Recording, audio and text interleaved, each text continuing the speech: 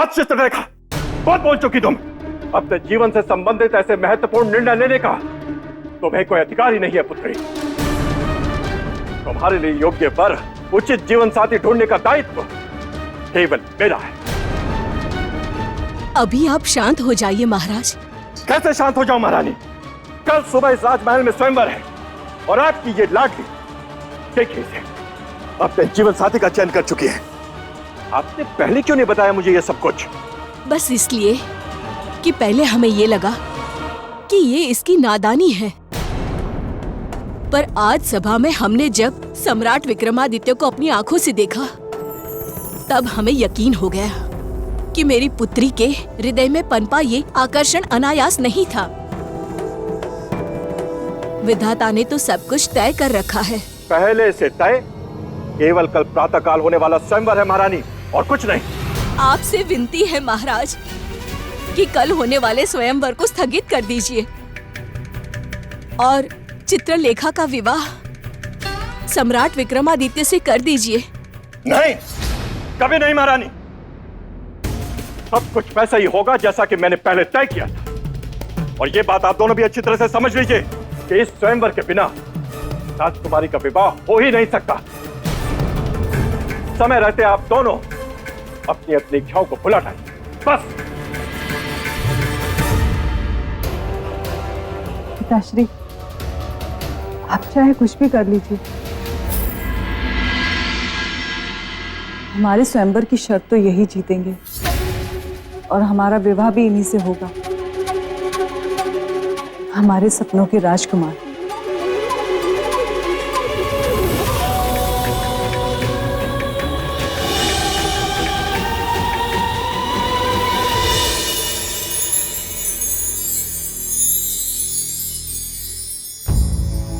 ये क्या हो गया है हमें? हमें क्यों ऐसा लग रहा है जैसे राजकुमारी चित्रलेखा वहां केवल हमारे लिए आई थी?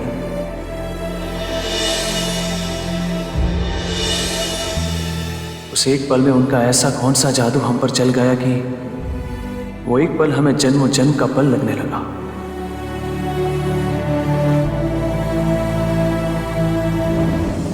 क्यों मित्र, क्या सोच रहे हो? कुछ भी नहीं मित्र मार्तंड। छुपाइए मत मित्र, मैं पढ़ सकता हूं आपके मन के भाव। ये क्या कह रहे हो मित्र? आपके मन में मोह ने जन्म ले लिया है। मोह? किसके प्रति? राजकुमारी के प्रति। सच कह रहा हूं ना मैं? और कुछ भी हो मित्र, आप अपने दिए हुए वचन के सच को मत भुलाइएगा। मित्र, पृथ्वी सूर्य के चारों ओर घूमना भूल सकती है, परंतु हम अपने वचन को कभी नहीं भूल सकते। पर उस वचन से होने वाले हित और अहित के विषय में सोचना, यह हमारा धर्म अवश्य है। सोचिए, अवश्य सोचिए। मैं आपको सोचने से नहीं रोकूंगा, परंतु स्वयंवर में भाग लेने से अवश्य रोकूंगा। आप स्वयंवर में भाग नहीं लेंगे, वहां केवल मैं जाऊंगा। आप केवल अपनी योग शक्ति के द्वारा अपने आप को मेरे शरीर में स्थापित करेंगे, बस। और स्वयंवर की शर्त आप पूरी करेंगे? हाँ बिल्कुल, तभी तो मैं विवाह कर सकूंगा राजकुमारी चित्रलेखा से।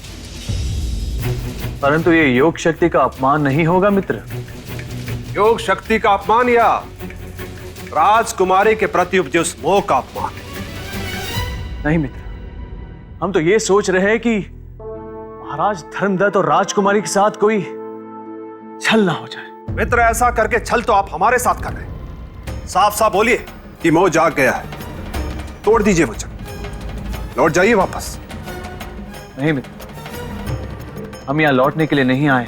तो फिर इस शुभ अवसर पर ये धर्म अधर्म, छल, माया, मान अपमान जैसी अशुभ बातें मत कीजिए। राजकुमारी को पाने से बड़ा सम्मान दूसरा कुछ भी नहीं है मेरे लिए। आप केवल अपने वचन को पूरा करने के लिए अपने मन को तैयार कीजिए, बाकी जो होगा मैं देख लूंगा।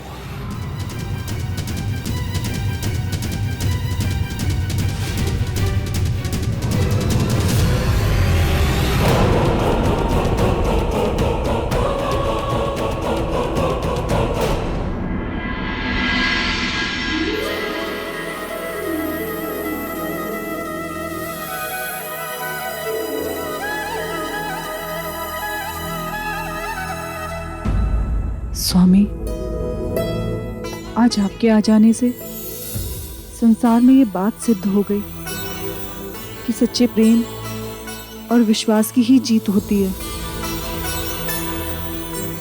आप प्रेम की डोर से बंधे हुए हमारे स्वयंवर में आए, हम आपके ऋणी हुए। परंतु राजकुमारी, स्वयंवर की शर्त यदि किसी अन्य राजकुमार ने पूरी कर दी तब? विधाता ने ऐसा कोई लेख ही नहीं लिखा।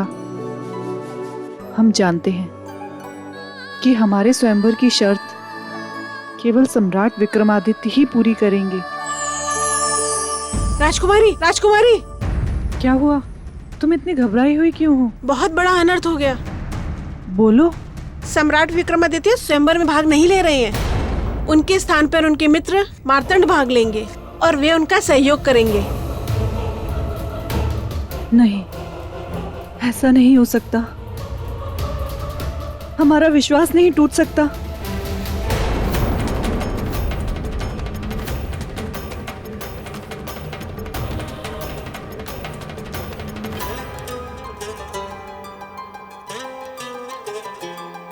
पुत्री, कहाँ जा रही हो इस तरह सुध-बुध खोकर? स्वयंवर स्थल पर माँ। क्यों? किस लिए? ये पता करने कि जिसकी हमें वर्षों से प्रतीक्षा थी, वो हमारे जीवन के द्वार पर आकर भी हमारे जीवन की निर्णायक घड़ी से अलग क्यों हो गए? पुत्री, तेरी बातें मुझे समझ में नहीं आती। माँ, सम्राट विक्रमादित्य हमारे स्वयंवर में आए तो अवश्य हैं, किसी के साथी बनकर, स्वयं भाग लेने नहीं, किंतु हम भी नियति के इस क्रूर मजाक को सहन नहीं करेंगे। हमारे वर वही होंगे, चाहे वो स्वयंवर में भाग लें अथवा ना लें। बस हम उन्हें अपना निर्णय बताने जा रहे हैं। जा बेटी जा, मैं तुझे नहीं रोकूंगी, लेकिन एक बेटी को विदाई देते समय माँ उसके आंचल में एक सीख बांधती है, और उस नाते मैं तुझे अवश्य कहूंगी कि कोई भी काम ऐसा ना करना जिससे कुल कलंकित हो।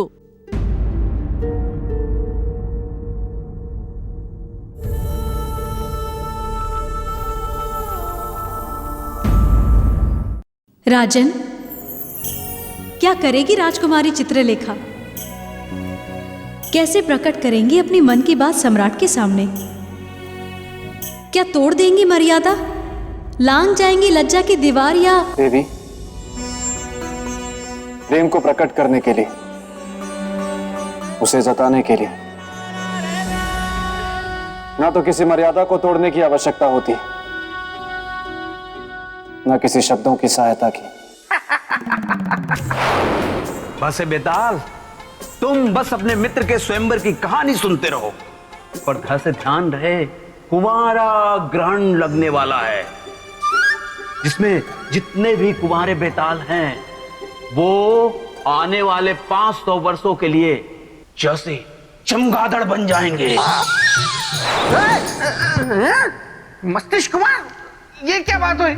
नहीं नहीं नहीं नहीं, मुझे चमगादड़ नहीं बनना है, वो भी 500 वर्षों के लिए। बिल्कुल नहीं, पहले राजा भोज का निराकरण करके आता हूँ, उसके बाद निपटूंगा इस कुंवारा ग्रहण योग से।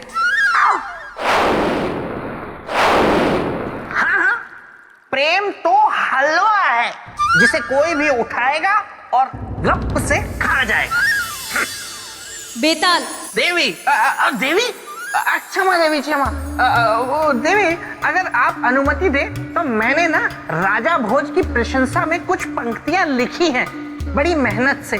मैं सुनाना चाहता हूँ, मैं निवेदन कर रहा हूँ, मुझे अनुमति दीजिए ना। ठीक है, सुनाओ। धन्यवाद देवी, धन्यवाद। हाँ तो राजन सुनिए मेरी पंक्तियां। एक था राजा महाहठी, जीवन में उसके एक घटना घटी, चला पता उसको कि है एक सिंहासन, पाने के लिए फिर उसको उसका मचल उठा मन, सोचा उसने कि इस सिंहासन पर अब मैं बैठूंगा और फिर सारी दुनिया के सामने ऐसे ऐठूंगा। पर वो राजा भूल गया कि पथ बहुत है विकट, इतना आसान नहीं है पहुंचना उस सिंहासन के निकट। क्योंकि उस सिंहासन का रक्षक है एक बेताल, जो गलने नहीं देगा कभी उस राजा की दाल।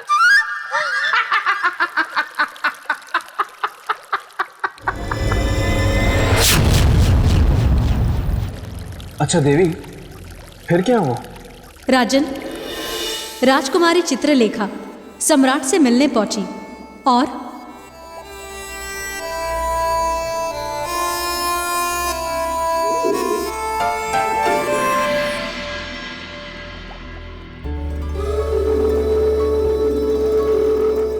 देवी, आप यहाँ? जहाँ संगीत वहाँ सरगम, जहाँ दिया वहीं बाती, और जहाँ कंठ वहीं वाणी। आपकी बातों में तो कविता झलक रही है। ये कहकर आपने हमें धन्य कर दिया। क्यों नहीं, जो कोई भी आपकी पंक्तियां सुनेगा वो यही कहेगा कि आप अच्छी कविता सुनाते। किंतु आज तक हमने अपनी कविता किसी को सुनाई नहीं, सबसे छुपा कर रखा। वो क्यों? क्योंकि आप जो हमें नहीं मिले थे। ऐसा क्यों? क्योंकि आज तक हमें कोई ऐसा मिला ही नहीं जो हमारी कविता के माध्यम से हमारे हृदय के भाव समझ सके, हमारे जीवन की कामनाओं को समझ सके। किंतु आज हमें ये विश्वास हो गया है कि यदि आप हमारे शब्दों को अपना संगीत दें, तो जहां एक और जीवन में कविता के रूप में हमारी भावना जाग उठेगी, तो वहीं एक और हमारा जीवन भी खिल उठेगा। तो क्या ये उपकार आप हम पर करेंगे? उपयोग नहीं, सहयोग। तो क्या आप हमारे सहभागी बनेंगे? स्वर दे। सहभागी होने के लिए धन्यवाद।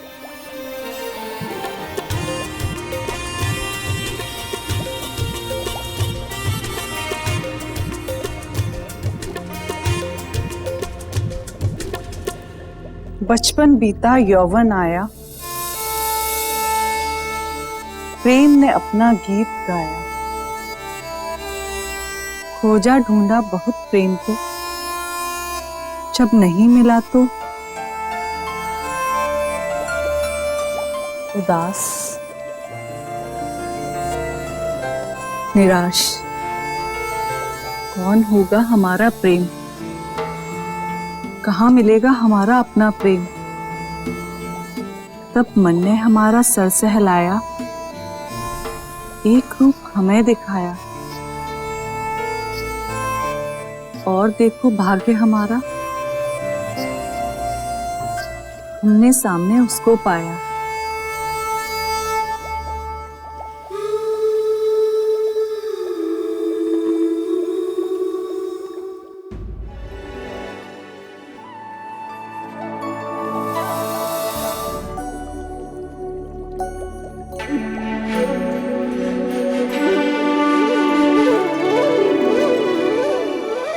देवी,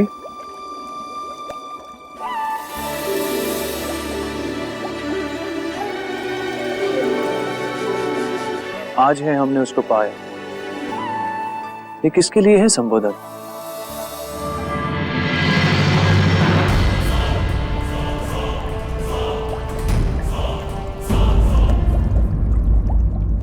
आज है हमने उसको पाया, ये किसके लिए है संबोधन?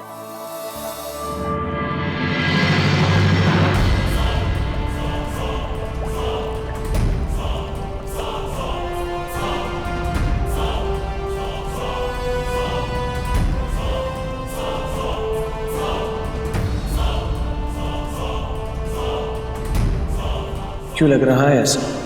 कि मानो हमें ही सवालों के घेरे में खड़े कर दिए गए। राजन, राजकुमारी चित्रलेखा ने बिना किसी मर्यादा को तोड़े अपने मन के भाव को सम्राट के समक्ष प्रस्तुत किया, परंतु ये देखकर मार्तंड का मन शंका से भर उठा। वाह वाह गोलू वाह, मजा आ गया। वाह गोलू, गोलू मस्तिष्क कुमार तुम यहाँ कस कुमारा ग्रहण योग लगने में सिर्फ कुछ घस घंटे शेष हैं और तुम गोलू में बस व्यस्त हो। एक बस बेतालनी है जो शायद मां से मान जाए, लेकिन तुम इसे इनकार तो नहीं करोगे ना? नहीं करूंगा, क्यों करूंगा? कोई इनकार करके मुझे चमगादड़ बनकर थोड़े ना रहना है। कोई भी होगी, कैसी भी होगी, मैं सगाई करने के लिए तैयार हूं मस्तिष्क कुमार। ठीक है गोलू, मैं चला। बार बार डरा जाता है गोलू। मार्तंड तो था ही अवसरवादी, इसलिए उसने इस मिलाप के संबंध में सम्राट से कोई प्रश्न भी नहीं किया। समझा देव, मार्तंड ये जानता था कि जिसके साथ वो ऐसा कर रहा है वो धर्मप्रिय है, और जो कर रहा है वो अधर्म। हाँ राजन, उसे भय था पूछताछ से कि कहीं सम्राट विक्रमादित्य क्रोधित हो गए तो सब बिगड़ जाएगा, इसलिए उसने उस बात की अनदेखी की। तो क्या सम्राट भी उसकी चतुराई को समझ नहीं पाए, या फिर वो भी जानबूझकर? दोनों में से कुछ नहीं। दोनों में से कुछ नहीं? नहीं, क्योंकि सम्राट विक्रमादित्य रात भर राजकुमारी चित्रलेखा की कविताएं समझने में ही लगे रहे। बचपन बीता यौवन आया, प्रेम ने अपना गीत गाया, खोजा ढूंढा बहुत प्रेम को, जब नहीं मिला तो उदास निराश। कौन होगा हमारा प्रेम? तब मन ने हमारा सर सहलाया, एक रूप हमें दिखाया, और देखो भाग्य हमारा, हमने सामने उसको पाया। कौन था उस कविता का प्रेमी? कहीं राजकुमारी का संकेत हमारी ओर तो नहीं था? नहीं नहीं, हम नहीं हो सकते। हम कैसे हो सकते हैं? पर जब हम नहीं हैं उस कविता के पात्र, तो फिर हमें सुनाने का क्या अर्थ? समझ में नहीं आ रहा है कि यह हमारा भ्रम है या फिर। इसी उधेड़-बुन में सम्राट की पूरी रात बीत गई। उनका ध्यान तब टूटा जब प्रातःकाल स्वयंवर का बिगुल बजा।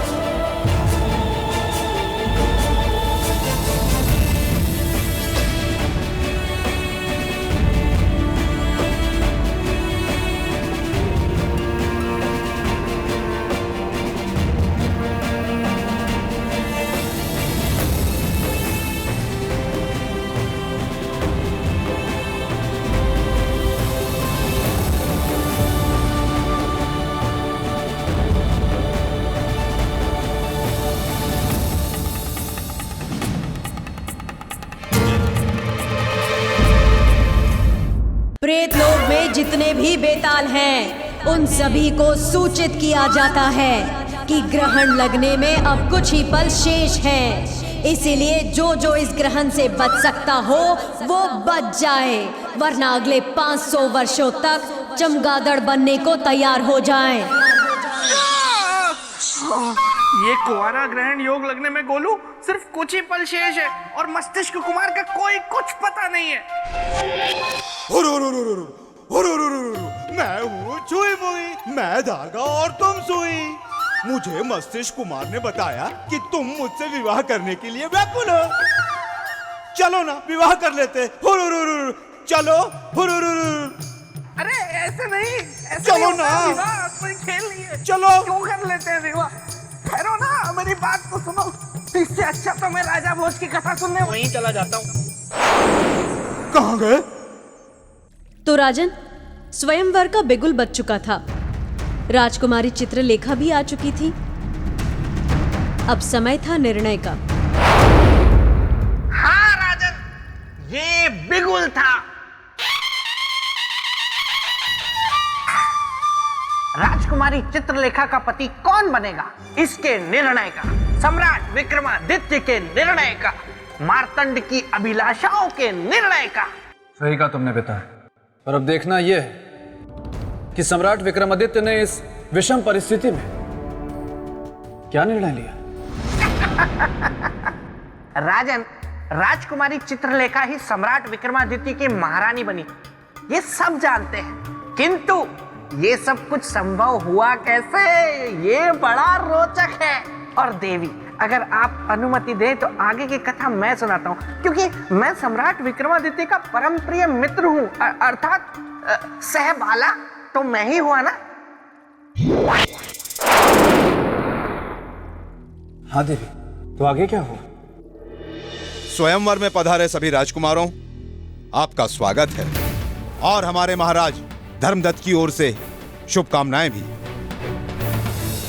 स्वयंवर की शर्त के अनुसार मंच पर पड़े हुए धनुष बाण से ऊपर के कलश को बेधकर देवादिदेव महादेव शिव के शिवलिंग स्वरूप का अभिषेक करना है और इसके लिए प्रत्येक राजकुमार को 3 अवसर प्राप्त होंगे और जो अभिषेक करने में सफल हुआ उन्हें राजकुमारी चित्रलेखा अपनी वरमाला पहनाएगी। तो अब मैं महाराज धर्मदत्त से स्वयंवर को आरंभ करने की अनुमति चाहता हूं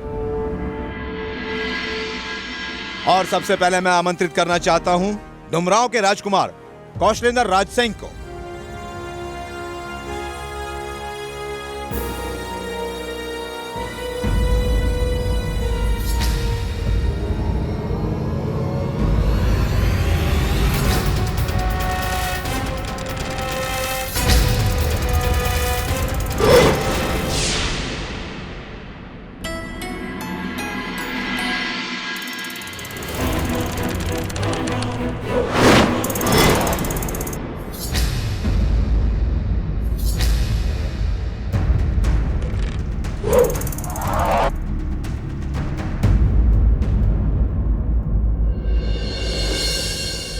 और अब बारी है ब्राह्मण कुमार मार्तंड की।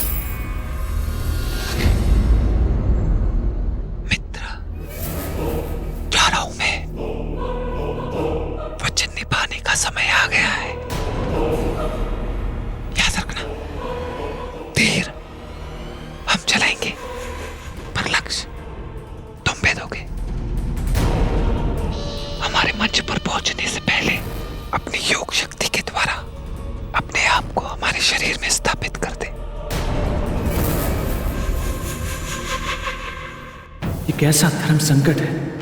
राजकुमारी से छल करो या अपने मित्र को दिया वचन तोड़ो।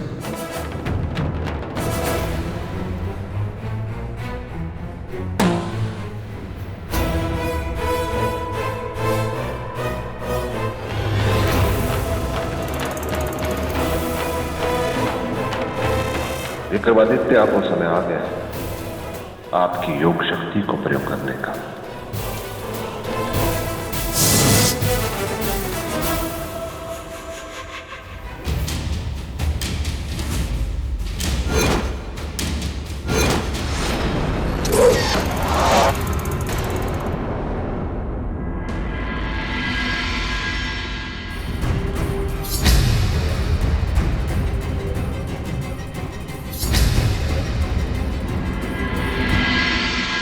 धन्यवाद महादेव।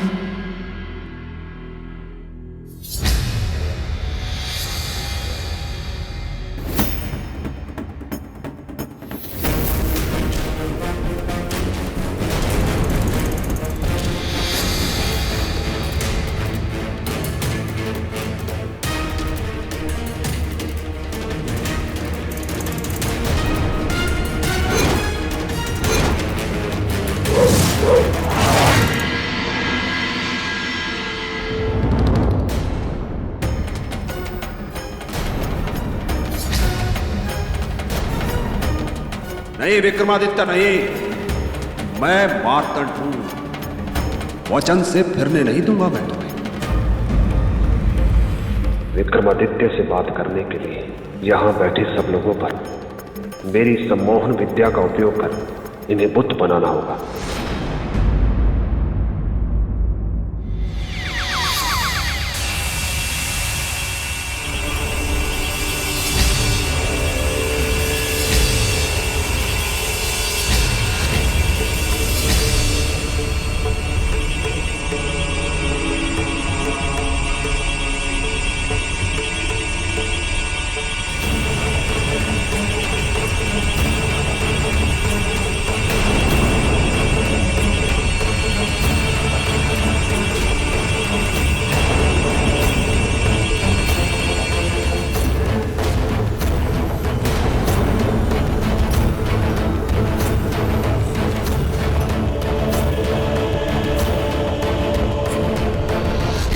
सम्राट, क्या हो गया है आपको? वचन भूल गए या चूक गई शक्ति? 2 बाण विफल हो गए, तीसरा नहीं जाना चाहिए। सम्राट विक्रमादित्य को कुछ पता नहीं था पहले क्या हुआ और आगे क्या होने वाला है, क्योंकि जब व्यक्ति द्वंद्व के बीच फंसता है तो उसे कोई सुध नहीं होती।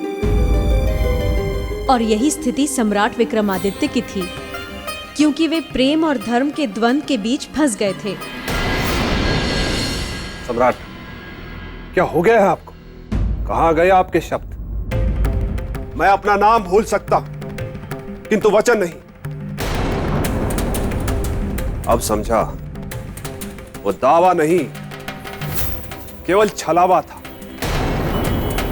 और मुझे तो लग रहा है कि राजकुमारी चित्रलेखा के रूप ने आपको मोहित कर लिया है। इसीलिए तो आप। बस मार्तंड, हम दुविधा में, इसका अर्थ यह नहीं कि तुम कुछ भी कहो। तय बात पर दुविधा कैसी? हम जो करने जा रहे हैं वह धर्म युक्त है या अधर्म युक्त? राजकुमारी के स्वयंवर के साथ जो छल करेंगे वो हितकर है या अहितकर? सम्राट, धर्म अधर्म, हित अहित सोचना था तो वचन देने से पहले सोचना चाहिए था। अभी सोचने का अर्थ है केवल छल। तुम जिसे छल कह रहे हो वो हमारा धर्म है। परंतु इसका प्रमाण तो नहीं दिख रहा है। धर्म का पालन करने वाले पर्वत के समान अडिग होते हैं। संसार भले ही इधर से उधर हो जाए, परंतु धर्म के मार्ग से नहीं दिखते। और आप तो निश्चिंत रहो, धर्म पालक हूं, धर्म से कभी हटूंगा नहीं। तो क्या समझो, तुमने मुझे बना दिया स्वयंवर का विजेता। विजयी वहां है, उस कलश पे।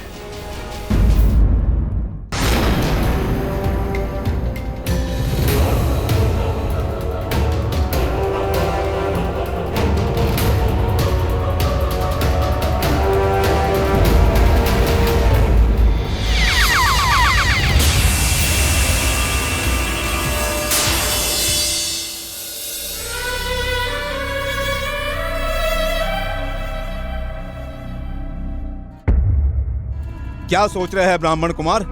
अपने आखिरी अवसर का उपयोग कीजिए।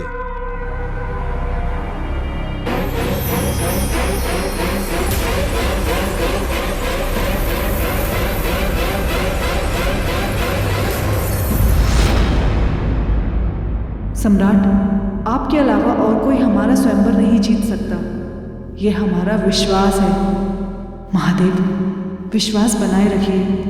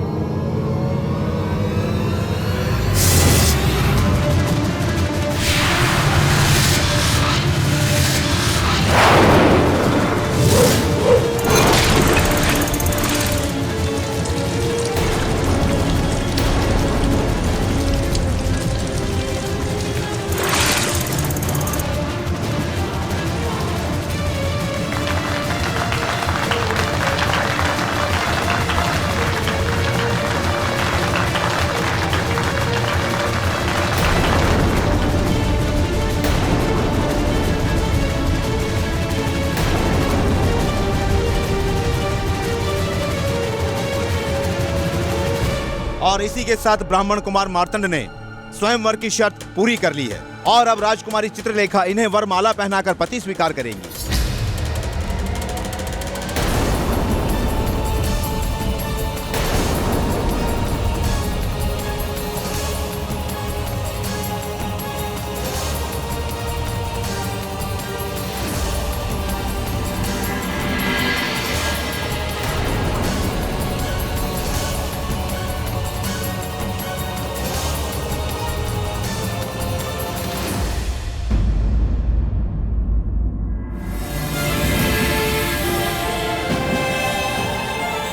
चित्रलेखा, पुत्री चित्रलेखा, आगे बढ़ो और अपने जीवन साथी के गले में वरमाला डाल दो।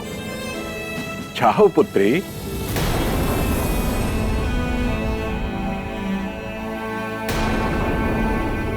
आगे बढ़ो पुत्री।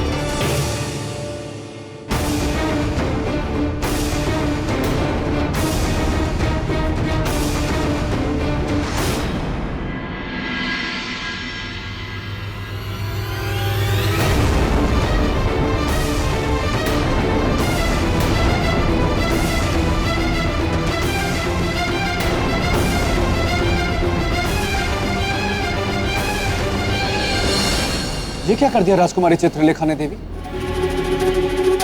हरी सभा में स्वयंवर का अपमान कर दिया।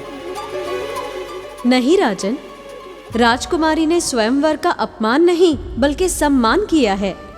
पहली बार किसी ने स्वयंवर को सही अर्थों में परिभाषित किया, मर्यादा और नियम का उल्लंघन करके। राजन, जहां ये घटना घटी वहां क्या था? स्वयंवर। और स्वयंवर का अर्थ क्या होता है? स्वयं से वर चुनना, अपनी पसंद से अपनी पसंद का। और राजकुमारी चित्रलेखा ने वही किया। उन्हें वर के रूप में जो पसंद आया उन्होंने उसी के गले में वरमाला डाल दी। और वो जो स्वयंवर की शर्त थी वो? उससे स्वयंवर में भाग लेने वाले बंधे थे, वो नहीं बंधी थी, क्योंकि शर्त उन्होंने नहीं रखी थी। क्या हो गया? बेताल, तुम फिर आ गए कथा में विघ्न डालने। क्या करूं देवी, मेरे सर पर दो दो तलवारें लटक रही हैं। एक तो कुछ ही पलों में कुंवारा ग्रहण योग लग जाएगा। अगर उसके पहले मैंने सगाई नहीं की तो 500 वर्षों तक मुझे चमगादड़ बनकर रहना पड़ेगा। और अगर मैंने सगाई की तो वो भयानक छुई मुई मेरे गले पड़ जाएगी। राजा भोज, आप तो स्वयं को बुद्धि का भंडार समझते हैं ना, तो अपने भंडारे में से थोड़ा खर्चा कीजिए और बताइए कि ऐसी स्थिति में मुझे क्या करना चाहिए। स्थिति तो गंभीर है, पर मुझे लगता है कि आपको सगाई कर लेनी चाहिए। चमगादड़ बनने से तो बेहतर है ना। सत्यवचन, सत्यवचन राजा। देवी, मैं जा रहा हूं और ये सिंहासन आपकी सुरक्षा में सुरक्षित रहेगा। इसे बैठने मत दीजिएगा।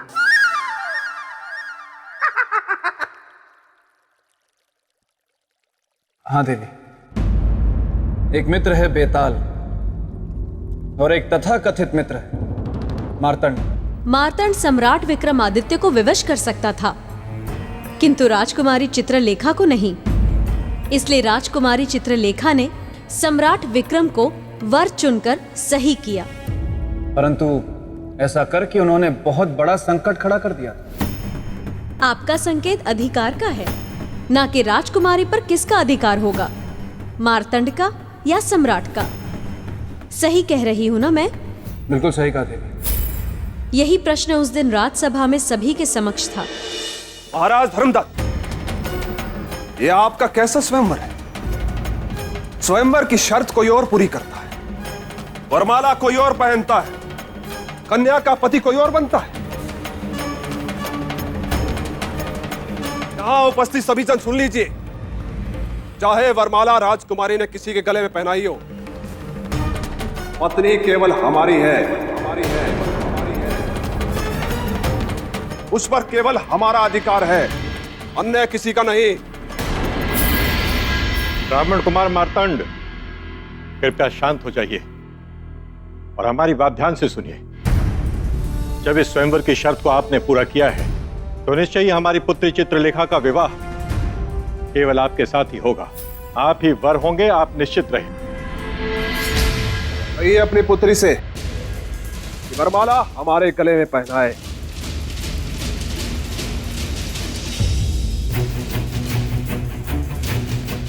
देखो पुत्री चित्रलेखा, तुम्हारे हाथ तो यह घोर अनर्थ हो गया है पुत्री। तुम्हें यह भूल सुधारनी होगी। इस वरमाला को उतार कर कुमार मार्तंड के गले में डालनी होगी। पिताश्री, हमसे कोई भूल नहीं हुई है। स्वयंवर का अर्थ होता है स्वयं की इच्छा से वर का चुनना, और हमने वही किया है।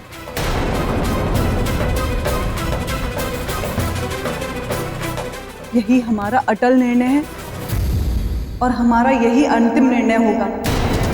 पुत्री चित्रलेखा,